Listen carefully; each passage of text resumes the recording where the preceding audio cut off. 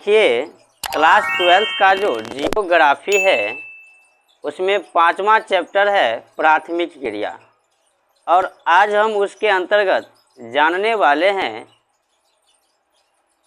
संगठन के आधार पर कृषि 2 प्रकार के होते हैं। ठीक, और इसके बाद जानेंगे खनन।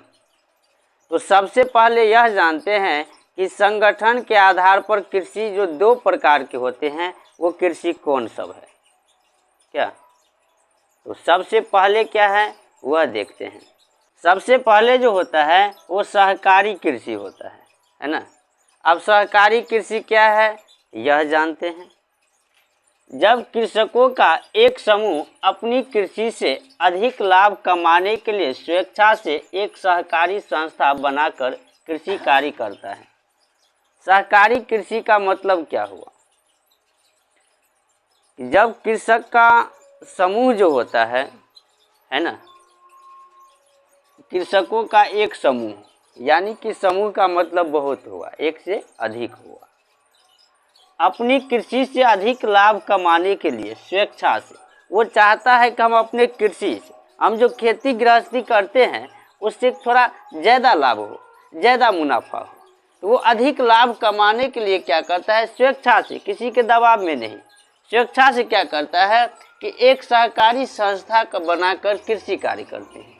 एक सहकारी संस्था बना लेगा कि आखिर कृषि कार्य हमको किस प्रकार से करना है, नहीं करना है, सबके आग्रह, यानी कि रहेगा 20-25 जो भी समूह है सब समूह ही रहेगा। लेकिन उसमें क्या होगा कि जो संस्था होगा वो कृषि बनाकर कृषि कार्य करते हैं। कोई भी कार्य अकेले नहीं करते हैं, 20 ठो है, 20 ठो से निर्णय लेकर करते हैं। तो उसे क्या कहते हैं? सहकारी कृषि कहते हैं, है ना। नाम से ही स्पष्ट है, सहकारी कृषि। ठीक, जैसे कि यदि कोई कृषि करता है तो वो एक समूह में करता है ना, और समूह के लोग जो होते हैं वो संस्था बनाकर कृषि के कार्य करते हैं, उसे सहकारी कृषि कहते हैं। दूसरा क्या है? दूसरा है सामूहिक कृषि, है ना। सामूहिक कृषि होता है। अब सामूहिक कृषि का मतलब क्या हुआ? इसका भी नाम से स्पष्ट है। जब कृषकों के एक समूह द्वारा अपने संसाधन को मिलाकर कृषि कार्य परस्पर सहयोग से किया जाता है। जब कृषक का एक समूह होता है ना, तो समूह तो इसमें भी था, ठीक, लेकिन सामूहिक कृषि में क्या होगा? इसमें भी कृषकों का एक समूह होगा जो अपने संसाधन को मिलाकर, अब 20-25 कृषक है ना, उसके पास जो भी संसाधन है सब अपने अपने संसाधन का सहयोग करेगा। भाई यहाँ पे ये उपयोग है ये ले लो, यहाँ पे ये उपयोग है ये ले लो, ठीक। इस प्रकार से क्या करता है? वो उपयोग करता है और उसके बाद सहयोग से किया जाता है और उसे सामूहिक कृषि कहते हैं। जो भी कृषक है ना वो क्या करेगा? अपने अपने संसाधन का सहयोग करेगा और सहयोग करने के बाद वो कृषि कार्य करता है, उसे कहते हैं सामूहिक कृषि। ठीक, यहाँ देखिए खनन दिया है। खनन का मतलब क्या हुआ? खोदना जिसको बोलते हैं, है ना।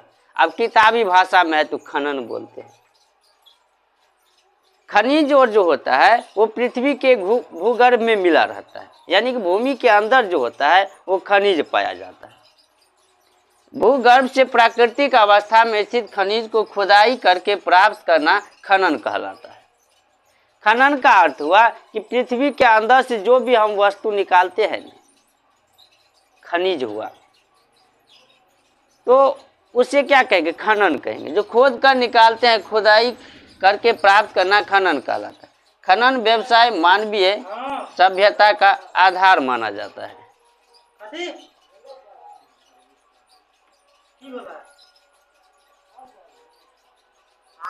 प्रारंभिक अवस्था में खनिज का उपयोग सीमित था। शुरुआती में क्या था? जो खनिज का उपयोग था वो काफी सीमित था, उतना उपयोग नहीं था।